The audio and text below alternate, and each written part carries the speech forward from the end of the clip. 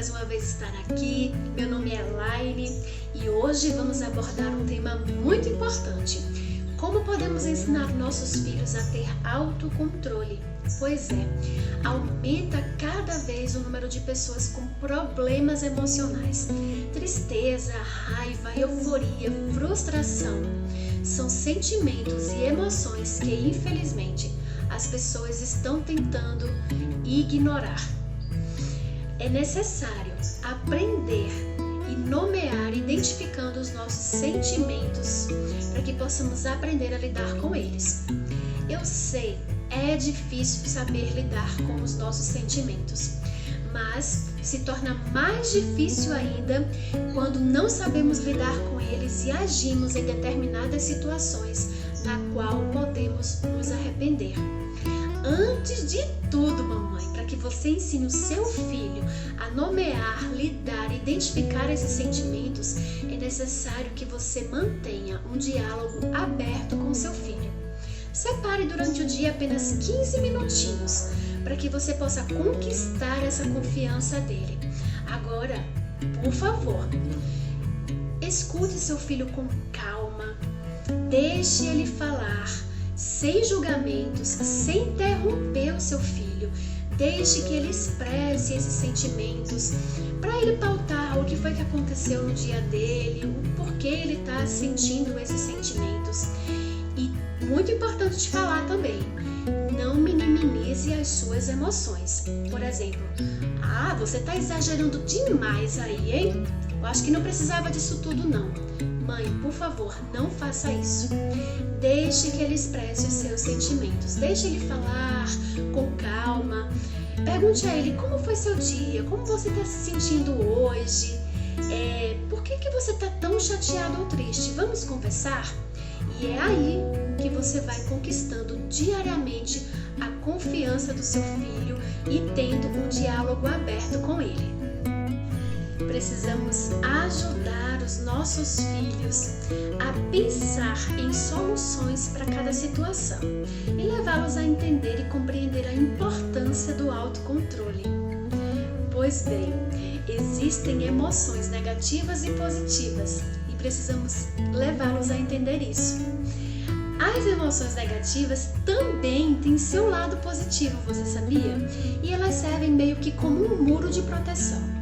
Essas emoções negativas também vão nos ajudar a enfrentar outras emoções que irão vir, portanto precisamos trabalhar pensando no lado positivo.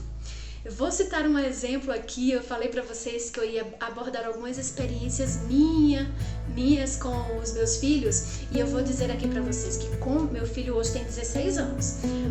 Com 11 anos de idade, ele enfrentou uma situação na escola, dentro da sala de aula com um coleguinha.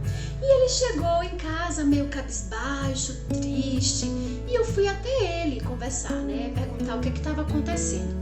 Daí ele expôs a situação para mim, disse que o coleguinha estava bulinando ele, xingando, deixando ele em situação desconfortável dentro da sala de aula, e ele estava triste, chateado com toda aquela situação. Eu conversei com ele, eu disse que ele não era nada aquilo que o coleguinha estava falando a respeito dele, mas que iria resolver a situação. Esperei meu esposo chegar à noite em casa, conversamos sobre o assunto.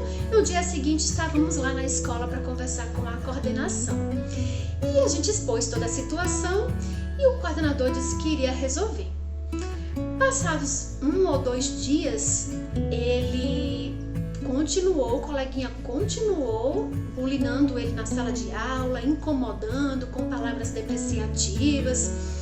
E sentamos com o Gabriel, vimos que a situação parece que não iria resolver, mas ele estava muito chateado com aquela situação. E nós sentamos e conversamos com ele, mostrando quão ele era importante, não só para nós, mas para os professores, para os outros coleguinhas. Ele tinha outras amizades dentro da sala de aula e que 1 ou 2 colegas não ia fazer diferença não poderia fazer diferença na vida dele, porque era uma opinião daquele coleguinha e não era a realidade da vida dele, porque Gabriel sempre foi, e a gente começou a pautar as qualidades, sempre foi um menino prolixo, proativo, estudioso, muito interessado em tudo que fazia, muito determinado, e era um sonho de todo professor ter um aluno como ele em sala de aula.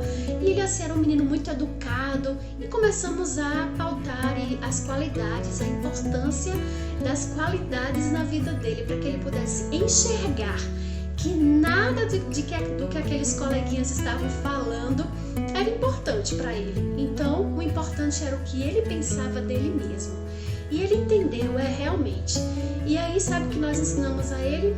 A fazer cara de paisagem. Toda vez que esse coleguinha chegasse perto dele para tentar deixá-lo chateado com algumas palavras, ele fizesse cara de paisagem, sabe? Entrar no ouvido e sair por outro.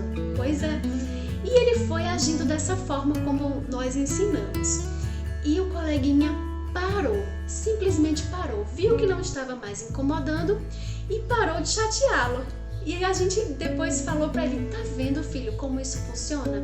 O importante é aquilo que você acredita que você é, e não o que as pessoas falam ao seu respeito. E nós passamos a falar muito mesmo essa frase para ele. Mães, vocês precisam ensinar os seus filhos a agirem de maneira correta com cada uma de suas emoções. E esses ensinamentos não se limitam apenas em uma conversa não, hein? Vão aparecer várias situações para que você treine esse autocontrole, ensine o seu filho a lidar com suas emoções e deixe seu filho expressar os sentimentos. Porém, tem uma questão muito importante aí. Ele precisa aprender a que tem limite para tudo. Ele precisa entender que existe limite para suas ações, reações e palavras. Ele precisa entender que as palavras também ferem. E você, mãe, você, pai, precisa ser o maior exemplo em sua vida. Você precisa colocar em mente que as crianças estão sempre com suas anteninhas ligadas e elas aprendem muito mais com seus atos do que com suas palavras. Eu tenho uma experiência para contar da minha infância. O meu pai, por exemplo, falava sempre assim, essa frase, repetia sempre essa frase: faço o que eu digo, mas não faço o que eu faço. E nós fomos crescendo com aquela frase: faço o que eu digo, mas não faço o que eu faço. E quando nos tornamos adultas e, logicamente, tivemos nossos filhos, percebemos que essa frase não faz nenhum sentido. Faz muito mais sentido aquela frase: costume de casa vai à praça.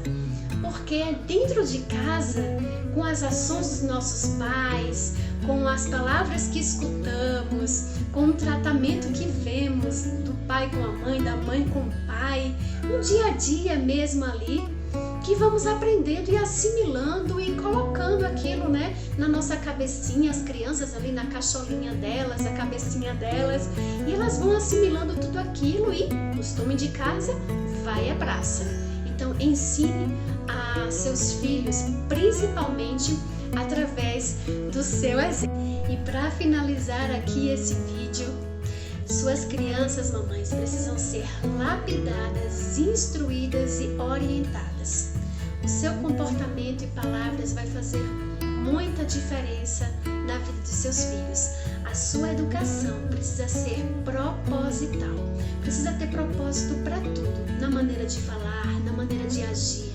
Deixe seus filhos se expressarem, para que você possa, através disso, ensiná-los a entender e lidar com seus próprios sentimentos. Eu espero que esse vídeo tenha te ajudado muito. É o nosso objetivo aqui. Compartilhe esse vídeo para mais mamães que precisam e ative o sininho mais uma vez e até o próximo vídeo.